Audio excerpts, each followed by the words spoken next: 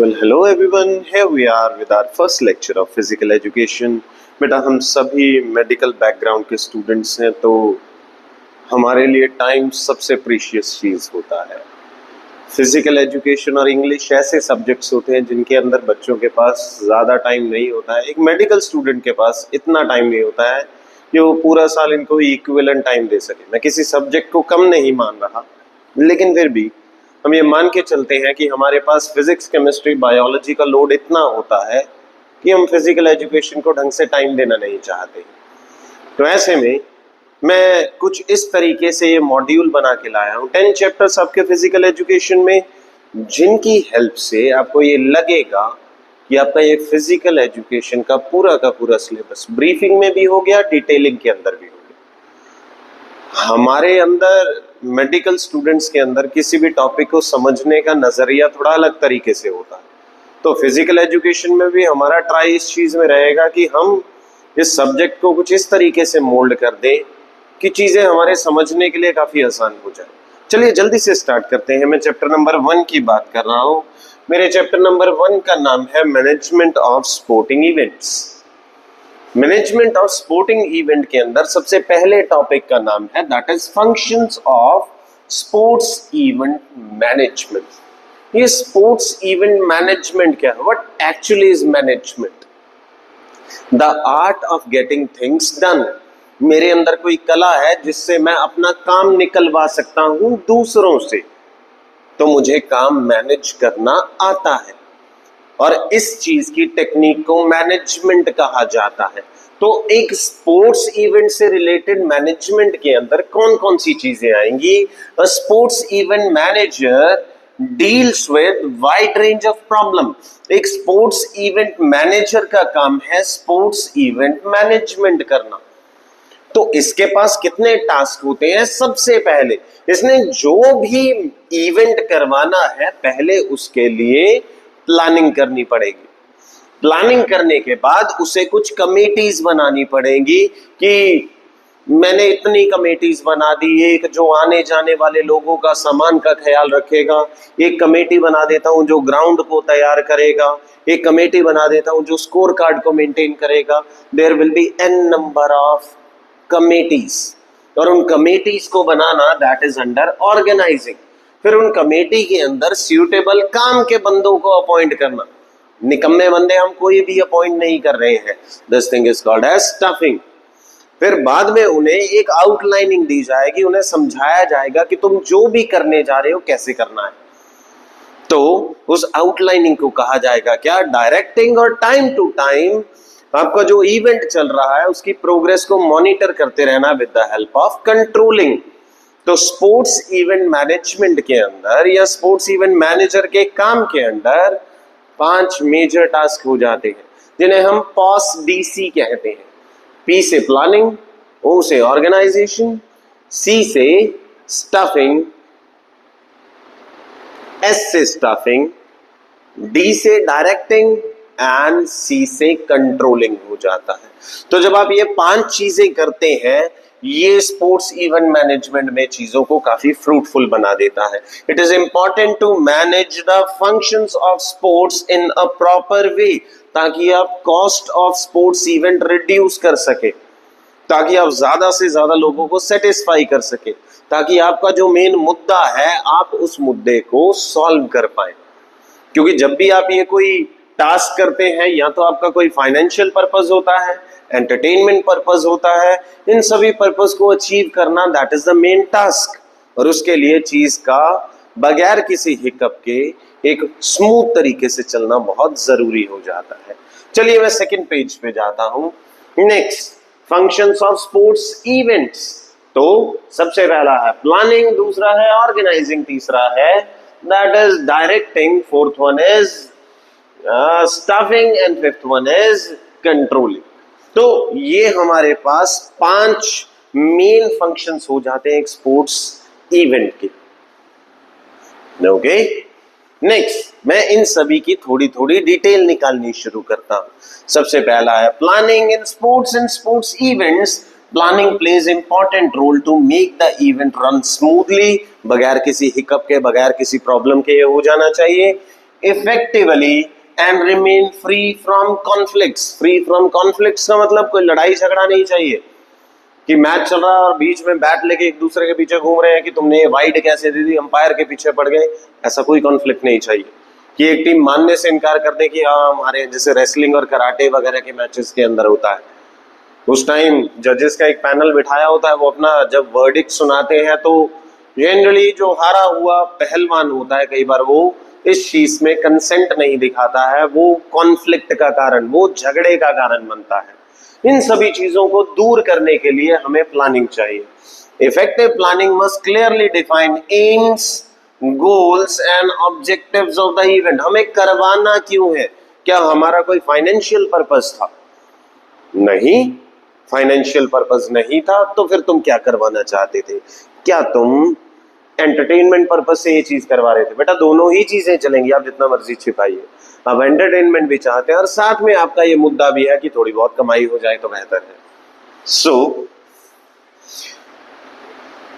goals and objectives of the event, it should also explain the procedure and the method to achieve the target in simple and easy to understand language. आप कोई planning बना रहे हैं, आपने plan chalk out किया, सामने जितने बंदे बैठे उनके पल्ले कुछ नहीं पड़ रहा, तो ऐसे में आप अपने प्लान को कुछ इस तरीके से लिखते या चॉक आउट करते हैं कि वो सभी टारगेट ऑडियंस को सिंपल और इजी लैंग्वेज के अंदर समझ में आ जाए, ताकि एग्जीक्यूशन में कोई प्रॉब्लम ना हो। Next thing is organizing. जब प्लानिंग हो जाए, अगले स्टेप का नाम ऑर्गेनाइजिंग हो जाता है। It is the next step after planning. It is the process of execution of the plan. It includes distributing resources and organizing personnel in order to achieve the goals established in the planning stage. तो planning stage में मैंने कुछ goals define कर लिए, उसको achieve करने के लिए मैं कई कमेटीज बनाता हूं, इसे कहा जाएगा क्या? Organising. So organizing stage determines the types of jobs and responsibility to achieve the planning objective. ये वही हो गया, मुझे डिफरेंट जॉब्स डिफाइन करनी है कि तुम ग्राउंड तैयार करोगे, तुम प्राइजेस लेके आओगे, तुम स्कोर कार्ड मेंटेन करोगे, तुम अखबार में खबर लगवाने जाओगे। तो मैंने डिफरेंट तरह की जॉब्स क्रिएट कर दी, डिफरेंट तरीके के ऑब्जेक्टिव्स क्रिएट कर दिया, उस हिसाब से कमेटी बना दी। Preparation of organization chart with various position and reporting should be illustrated in this stage. हम यहाँ पे कह देंगे कि ये हमारी पूरी की पूरी जो इवेंट का है उसका सीईओ हो गया, उसका एमडी हो गया। अब उसके अंडर एक रिपोर्टिंग बंदा होगा जो अलग अलग कमेटी से बात करके रिपोर्ट लेके एक फाइनल को बताएगा। फॉर एग्जांपल, एक स्कूल में कोई स्पोर्ट्स मीट हो रही है, वहां पे मेन बंदा प्रिंसिपल हो गया और स्कूल के अंदर 3 डीपी है, उसने 3 डीपीज को आधी आधी पावर दे दी, 1/3 हिस्से की पावर दे दी। हर एक डीपी ने अपने फेवरेट बच्चे लेके अपने अंदर 3-3 कमेटीज ले ली। एक ग्राउंड तैयार कर रहा है, एक क्रिकेट का सामान लेके आ रहा है, एक सामान परचेज कर रहा है, एक ग्राउंड को तैयार कर रहा है और एक ग्राउंड को सजा रहा है।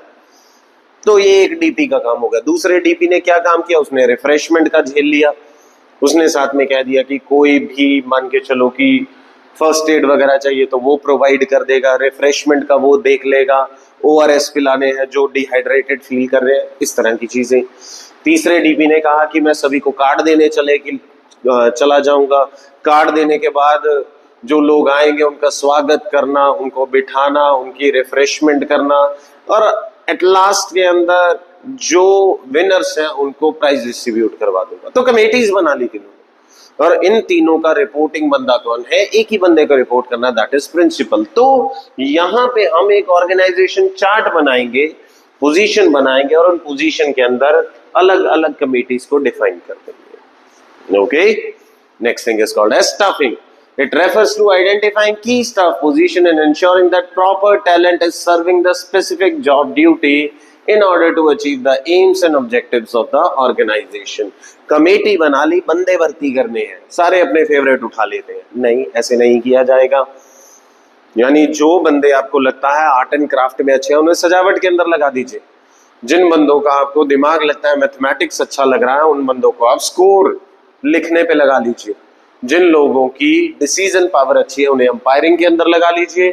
जो मेडिकल स्टूडेंट है उन सभी को रिफ्रेशमेंट के अंदर और फर्स्ट एड के अंदर भर्ती कर लीजिए। तो हमारे पास अलग अलग बंदे होंगे जिनको हमें लगेगा कि ये इस जगह पे बैठना चाहिए, हम उसे उसी जगह पे बैठा देंगे।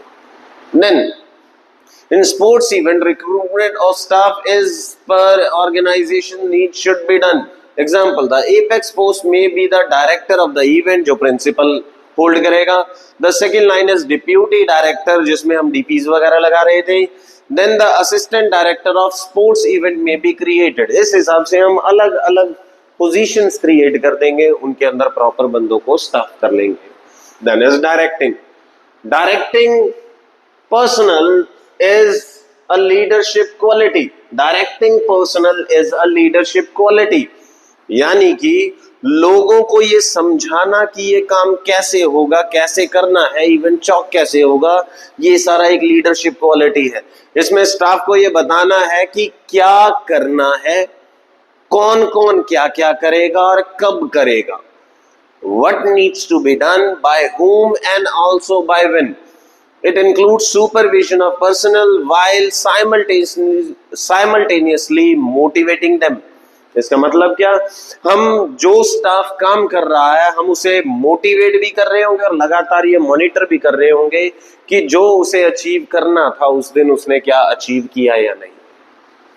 Without directing, planning and organization has no meaning.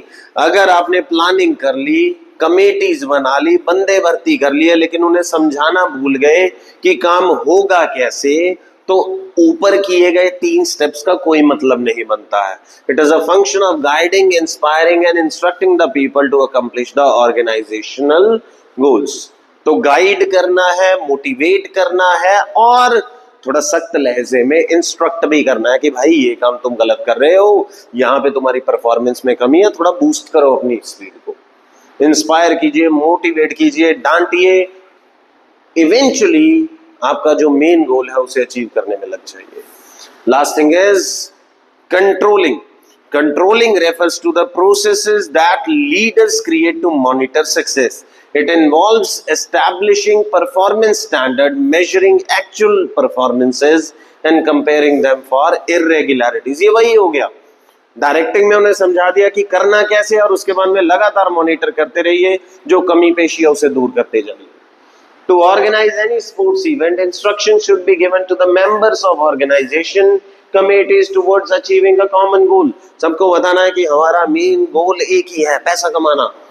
तो उन सभी को लगा दीजिए कि जो तुमसे कुछ भी खाने पीने की चीज मांगे पर्ची काट दो उसकी। तो कुछ ऐसी हरकतें करते हुए हम अपने स्पोर्ट्स इवेंट का जो मेन गोल है उसे अचीव करेंगे। Organizing a sports event in this case must be carried out sincerely for an event to be successful. और मैंने जो क्रैक किया इसने साथ के साथ लाइन चेंज कर दी कि तुम्हें सीरियस होने की जरूरत है। तो हमें जो भी केस मिला है इसे सिंसियरली होल्ड करना है ताकि इवेंट हमारा सक्सेसफुल हो जाए।